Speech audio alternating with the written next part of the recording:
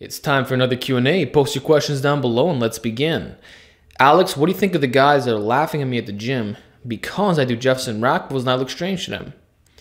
I would first ask, why are you doing Jefferson rack pulls and what's your experience level like? If you're doing Jeffersons with over 700 pounds in a low rack position, obviously, people aren't going to laugh at you, especially if you're jacked. People tend to make more fun of the extreme partials. But if we're talking about from the ground or really low position, people are making fun of that, man. It's only on the internet that you really see problems like this. So I'd also ask, like, is this actually happening? Or do you believe that people are laughing at you? It's just something that's come up in your head. Like, are people literally laughing in your face? Or in the background, you see them like, what's going on? And you know what? Regardless, like, let's say it is true, I would say, who cares? Like, you're doing the Jefferson for a specific reason, right? You've identified what that is. So you must see benefits in performing it. Otherwise, you'd be doing a conventional deadlift or a sumo or behind the back or a trap bar. So you chose that lift because you like it and you see merit. So why are you gonna have someone else stop you from achieving your fitness goals, knowing that you'll eventually succeed if you push it through? So my best advice is simply stop caring, man. Just don't give a fuck and focus on getting bigger and stronger. And eventually, you're going to have a very impressive amount. No one's going to laugh when you got the gains, and they might actually come up to you for advice. Like I said, it's really an internet thing where people make a big deal out of this shit. So I say, who gives a fuck? Keep doing you. Alex, why'd you stop with the How to Look Like series that you did a long time ago? Really enjoyed that series and thought that it was really original. Well, thank you. I discontinued it because I didn't see the point. Like, I'm always talking about how you should focus on yourself and to stop worrying so much about other men. And that's what I see a lot of guys asking me, like, oh, how do I get this guy's physique? What workout routine can I follow to have his exact body? When it's like, bro, just focus on your own individual progression, get strong as hell, identify your own weaknesses, and just build a body that you're supposed to get. Because we all got different genetics. And I don't know, I felt like it was a bit strange for me to talk about these things. But look, if you want me to bring back that series, I can do so. I just don't see the merit in it myself. Knowing what I know now about training and aesthetics and all that, like, I just say, forget about these other dudes, man. Look up to them for inspiration. That's fantastic. And you can learn some strength training techniques and all that. But don't think that if you follow this guy's exact routine, that you're gonna look exactly like him. It just doesn't work that way. So to me, just the whole concept of worrying about other men is not appealing whatsoever. And that's why I kind of got away from it. But like I said, I'm open to suggestions, bro. Do you want to build a body like Henry Cavill from The Witcher? Let me know what you want. I'm all ears. How much weight should you put more on the bar each week to progress well in concurrent periodization? As much as you're capable of doing. I can't give you a precise answer. There's nobody who can, because our experience levels are completely different, and depending on the carryover that you get, in addition to your overall recovery and how well you stretch in the program and all these things, there can be totally different jumps. One guy might add 10 pounds to his bench, another guy 5 pounds, another guy could be fucking 30 pounds. Like, it ranges so much, and it's pretty much impossible to give you a straight answer. So I'm gonna say, don't worry about this. Instead, trust the process. Are you managing your volume intensity the proper way? Are you rotating the correct movements? And are you addressing your weaknesses? That is what you should focus on. And then progression is 100% automatic. And I actually made a video talking about this exact subject, so check it out. Regular extensions just as good as reverse hyper. UK gyms don't have reverse hyper machine anywhere. Well, no, they're not as good. Reverse hyper is definitely superior in my opinion. It's a restoration and strength builder simultaneously. There's actually a traction element to the spine. And you're rotating the sacrum at the bottom. Like, when you do a regular hyper extension, it's not at all the same movement pattern. Completely different. It's more so mimicking a deadlift or a good morning, you know? Yeah, the same muscle groups are being engaged, but the way they're attacked is completely different. And the restoration that it provides, it's something that's very hard to beat, honestly. And that's probably one of the only machines that I would consider buying. That said, even if your gym doesn't have access to one, you can watch my video, the DIY reverse hyper tutorial. There are ways to rig up your own ghetto setup. It involves leaning down on something that's solid and then attaching bands or ankle weights.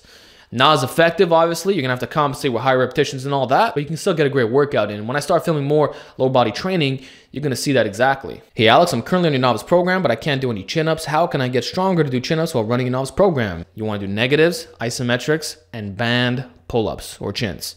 That's all you got to do. Please watch my video, The Ultimate Pull-Up Guide, and it's going to show you every step that you need to succeed. And it's really not that complicated. Once you get good at doing these 3 things, you'll notice carryover. And also, if you're losing weight, it's going to be easier to do the chins and all that. But the main thing is probably the negatives and the isometrics.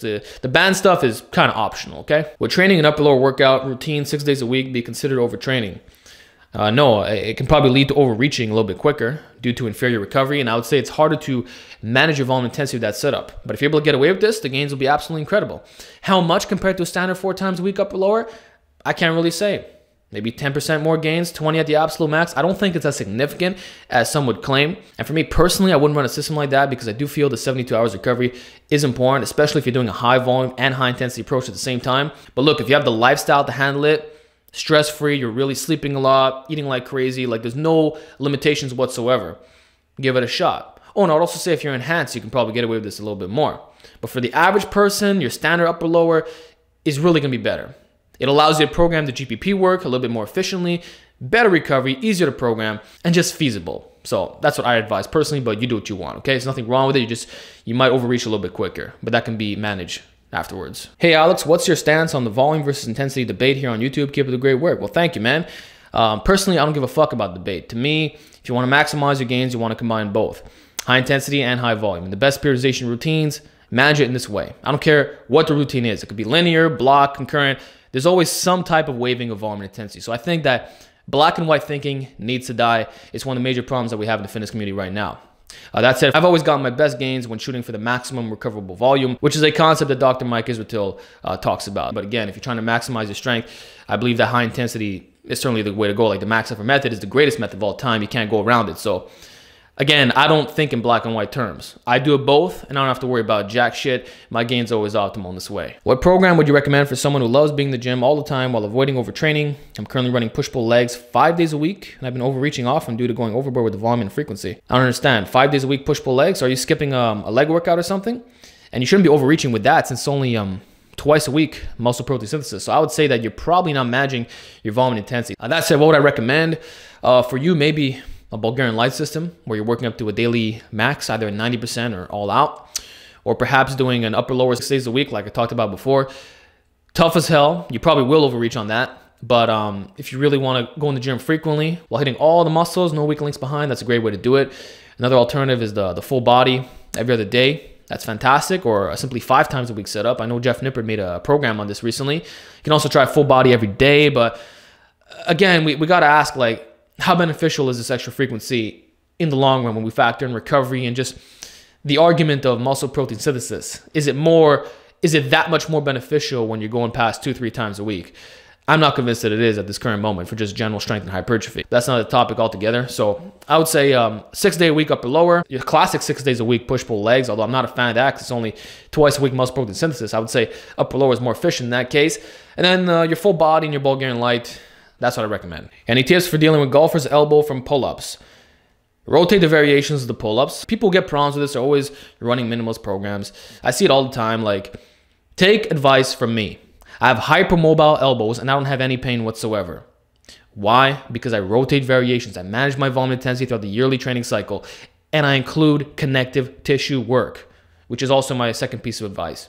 Start doing band curls, band push downs. Please see my video, the elbow pain solution. And also doing the opening your hands with the Iron Mind bands or just your regular pack. But stay away from minimalism if you want to maximize your longevity. There's a reason why guys like Matt Wenning are still in the game, kicking it strong, whereas a lot of other people are getting snapped up way too early. Will barbell rows or any row variation with proper form every day force back growth, or is that too much? It absolutely will force growth. I just talked about this in my last video on correcting lagging back. The only thing though is that a barbell row is not your best choice because there's going to be too much lower back in there. A lot more posterior chain than you need, and that's going to interfere with your recovery. You're definitely going to notice that on your leg workouts, it's not going to be consistent strength performance, especially if you're doing things like deadlifts, which can actually increase your chance of getting injured in that case. So I wouldn't recommend a classic barbell row.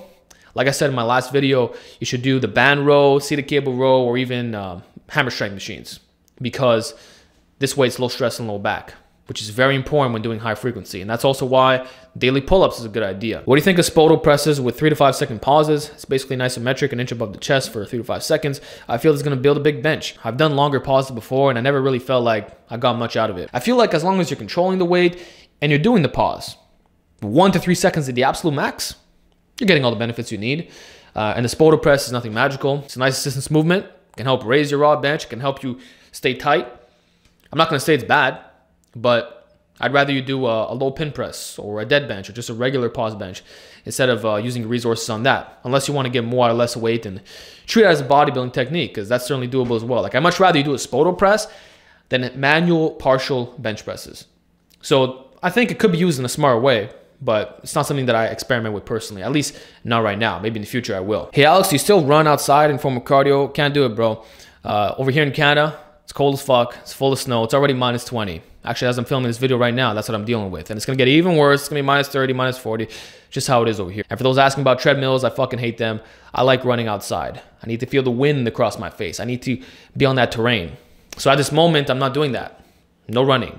I'll do it in the summer again, but not right now. So instead, it's classic GPP work, you know, doing the bathroom 30-minute boxing rounds, kettlebell swings, a lot of rebounding, and high volume calisthenics. So I'm trying to stay in shape. I would say that my work capacity actually went down to a certain extent because it's not as good as the running, but it is what it is. I'm not going to go to the gym just so I could use a fucking treadmill. No, I'd rather just do the stuff that I got here, which is, again, still effective. Hey Alex, despite the heavy emphasis on weighted pull-up variations in your training, do you still incorporate lat pull-down variations? Is there a potential carryover to increasing your weighted pull-up? Possible greater hypertrophic benefit using slow eccentrics for a standard weighted pull-up? Okay, I can see what you're saying in terms of possible carryover because a bigger muscle is going to be a stronger muscle. So maybe that could be a factor as you get more advanced. But in terms of what I do, usually no lat pull-downs. I'll incorporate them if I'm feeling lazy as fuck. But honestly, to me, being lazy these days is just bodyweight pull-ups because those have gone so easy for me. I can rep them out, no problem. So if I finish, say, 3 sets of weighted pull-ups or going very heavy, I'll just strip it down and I'll do bodyweight pull-ups. So to me, that's what being lazy entails. And I still think that's superior to a lat pull-down when you're doing it for higher volume and all that. So that's what I'd rather do. But again, you've seen in some of my workout videos where I sit down on the bench and I'm doing a lat pull-downs with the bands. It's fantastic. There's nothing wrong with it. Actually, it tractions the upper back to a certain extent. It's really pulling on it, but I would say pull-ups are better. And that's what I tend to lean towards. What would you do if you'd want to decrease your leg size? Just stop training them. They're still growing despite I'm doing 4 sets per week. Greetings from Spain. Well, you'd be surprised what can maintain your leg gains. Like I was extremely lazy when I was building up to my best bench, with the exception of daily cardio, if you even call that lazy, right? Yet I didn't lose much size and my pulling strength was still on point. And now that I'm training them hard again, which hasn't been that long, bro, the muscle memory is kicking in. I'm actually shocked. I have measurements. Blew my fucking mind how fast the gains come back. So I'll reveal that in future videos, but let me just say that if you're anything like me, you might have to just go cold turkey and not train your legs whatsoever. I feel like that's the only thing that'll work for me. So I know it's not politically correct fitness advice, but you asked me this question, so I'm giving you an honest answer. Just stop training your legs and see what happens. And then once your legs reach the point that you like them at, just maintain that level of performance and you'll be fine. So you can use the strategies you're doing right now, but only after the legs have shrunk a little bit. That's my advice for you, bro. And also try cutting your body weight back. Do an aggressive cut. That's a fast way to lose muscle right there. Aggressive cut without leg training, boom. What are your thoughts on the dumbbell Arnold press? Is it good compared to the barbell overhead press? I think the barbell press is absolutely superior, but the Arnold press is a nice assistance movement. You get more out of less weight, and I like the fact that you're supinating at the bottom. A lot of guys are doing this fucking half rep bullshit form on their dumbbell press. And at least with the Arnold, you're coming in here and getting a full range of motion. So I think if you start doing that exercise, you'll get more out of less weight. Amazing carryover to your standard dumbbell press, in addition to overhead press with a bar. And it's just a great idea, but I wouldn't say that that's the only variation you should do. Like try the hammer grip version and then just do it to the side, but not completely. So 45 degrees right around here can be absolutely fantastic. So give it a shot. Obviously, it's not the reason why Arnold got big delts, but it's still a worthy exercise nonetheless. Overhead band press, does this work? Is it too much to the reward? Did a few sets of 10 on the big green band and I bloody felt it. Would I just add more bands or hold off training overhead press the days I don't have access to weights? Okay, I think it's a really good exercise. What I would say is that you probably shouldn't double them. The band tension is going to be absolutely psychotic in that case. Like I've done that with Z press in the past and it wasn't a good idea, man. It's way too much band tension. It's just, it changes the strength curve in such a major way. Like it's light as hell at the bottom and at the top. It's so fucking heavy. It feels like you're lifting in the mid 200s. Like it's absolutely insane. So I would say single band is fantastic. And I would leave it at micro minis, and then monsters. And then the lights, you could throw that in once in a blue moon, but I would treat that more as a plateau buster. I'd much rather use the lighter band tensions when talking about overhead press because it changes so drastically when you go from a monster mini to a light. And that's the exact tension that you use. The green band, it's tough. It's really, really, really hard.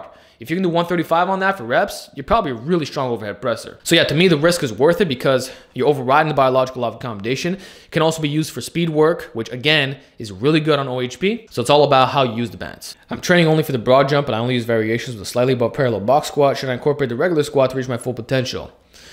I would say you could, but if you're already doing a lot of box squats, it's not really necessary. Like I believe it is superior for rate of force development and you get better recovery out of it and you're gonna get more carryover to explosive type activities. I mean, a box squat is dead stop and it builds an incredible reversal strength. The way you're doing it now, slightly above parallel, is really good for building your broad jump. So what I would tell you to do is keep performing that variation, but also throw in different types of box squats. So parallel, below parallel, right?